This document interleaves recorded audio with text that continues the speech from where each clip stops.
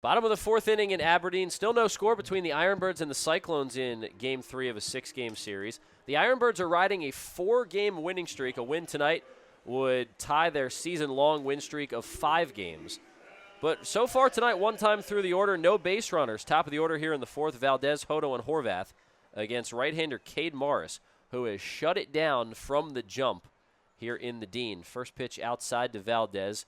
And the count is 1-0. Well, Jim, he hasn't been behind many hitters, but he's behind Valdez right here. Yeah, he, in his first trip through the lineup, 8 of 9 first pitch strikes. So, chopper up the middle, knocked down by Morris. Picks it up, low flip to first, but it's just in time to get Valdez, who thought he was safe as he hustled down the line. But he is gone on the 1-3 putout. And that's 10 in a row set down by Morris. So Morris has set down the first 10 tonight. Last night's Brooklyn starter, Jonah Tong, did the same exact thing. He ended up striking out 11 over 6 innings of one-run ball. But the Birds came out with the win. See if that theme continues here tonight. So here's Douglas Hodo, who takes low and away. So here he is, first 2 batters of this inning. And second time through, he's been ball 1, which hasn't happened. But I'll tell you, Valdez, a little frustration right there. He had a great approach up the middle, and the pitcher grabs it.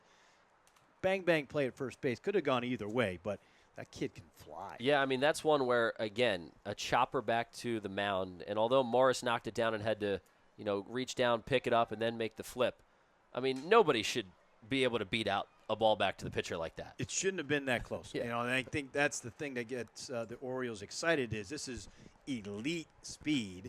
And the hope is that he can get a little stronger with that bat and maybe be, a threat from the offensive side too. Yeah, I mean, as soon as he starts to put it together offensively, I mean, there's going to be serious big league consideration as he continues to develop at the minor league level because of that speed. Yeah, you cannot teach speed, and it's an 80 on the scouting scale type of speed, which is elite speed. What do you have? 57, was it, bags last year? Something along those lines. 59 stolen bases last year. So, we have a scouting scale. It's 20 to 80. He's considered an 80 base stealer and an 80 runner. As good as it gets. 2-2 pitch to Hodo. Ground ball to the left side. Nice play by De Los Santos. Long throw from the shortstop position, and it's in and out of the first baseman LaRusso's glove. And Hodo is on as the first IronBirds base runner tonight. And they give him an infield single. I mean, that's a tough play. That's not routine for De Los Santos over at third. And Hodo with good wheels got there quickly. Yeah, Hodo got down the line really well there. Obviously, for a right-handed batter, hit it perfectly in that hole. De Los Santos, great play, low throw, and first baseman over there, LaRusso, couldn't hold it. Well, here's Mac Horvath, who's rocking a 737 OPS on the season. He's swinging it much better over the last month. Shows bunt, but pulls back to take outside. No score in the bottom of the fourth. Each team with just 1 hit. The IronBirds just got their first base runner. That's Hodo over at first. And talking about it earlier in the broadcast, he is a menace on the bases. 22 for 24 swiping bags this season. We'll see if he tries to go here. Move over. He's back.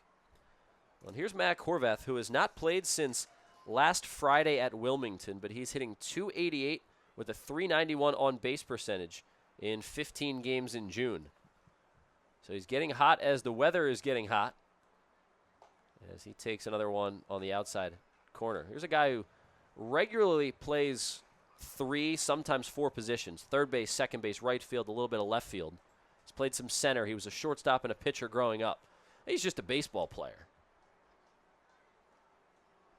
1-1 pitch. And I got to imagine that every front office likes a guy like that who you can just work in all the way around the diamond. Yeah, really what you're looking for, right? So he made 2 nice plays earlier. One that he made a bare hand play. The other one to a diving backhand stab that he threw over the first baseman's head. But it was a terrific athletic play. Swing and a miss there. Counts 2-2. And you're hoping that whatever position he settles in, and maybe his position is utility guy, and that utility definition has changed. It's not a bench player any longer. It's a guy that plays every day but different positions. Those guys are hard to find, especially if they can hit. 2-2 fouled back. And I think the time when that utility player term started to change, like you said, it's not just a bench guy who needs to fill in once a week or maybe once every 10 days.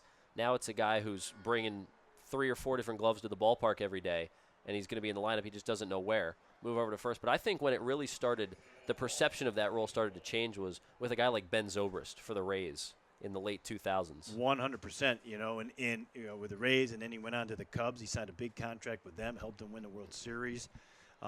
That was for sure the time, and I think people ended up, teams, front offices saw the value of that finally.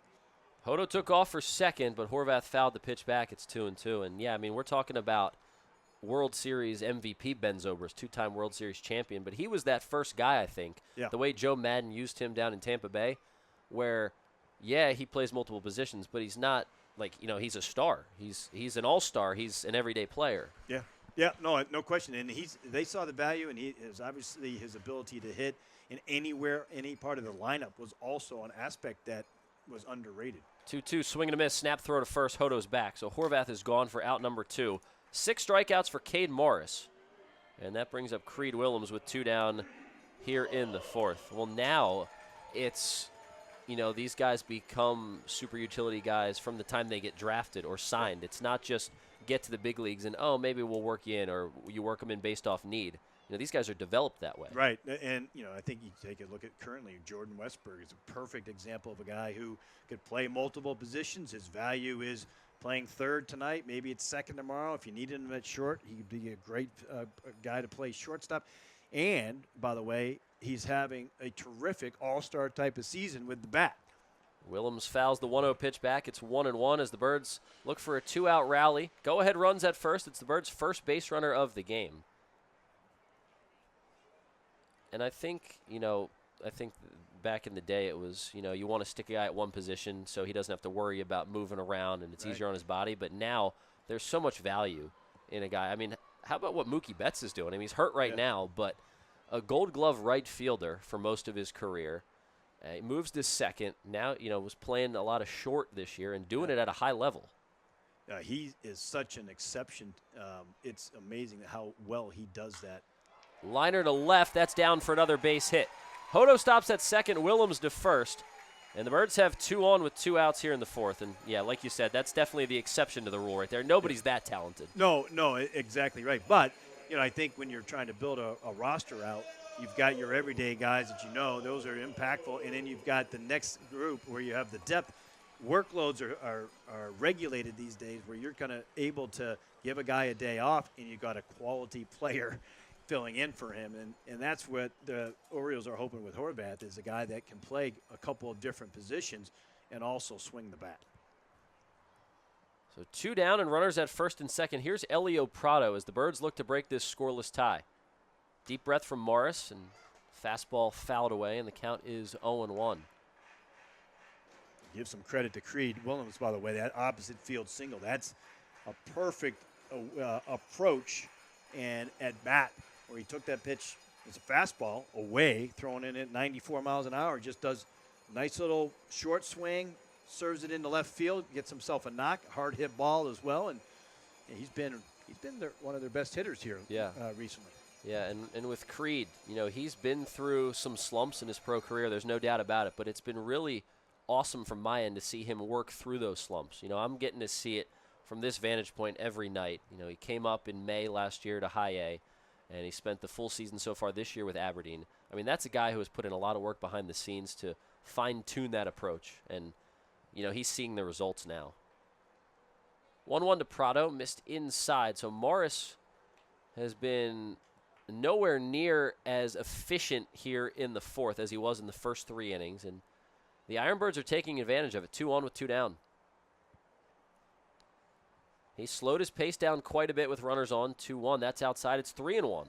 I like the offensive approach here with the IronBirds this time around. Right, first time around, they were dominated there. I mean, really, when you look at it, 5 strikeouts, right, of the 9 batters that were faced, nothing out of the infield except for the 9-hole hitter, had that hard hit ball that Tejada had. Now you're seeing a different approach, a little more aggressiveness, and consequently, you've got runners on base. Breaking ball dropped in there. It's 3-2 on Prado. So with 3-2 and 2 outs and runners at first and second, both Hodo and Willems will get a head start. So something to one of the gaps or down the line should score both. No score bottom 4, but that could change. Runners go, 3-2, swing and a miss. Prado got a little bit tied up inside. Looked like a late decision to swing.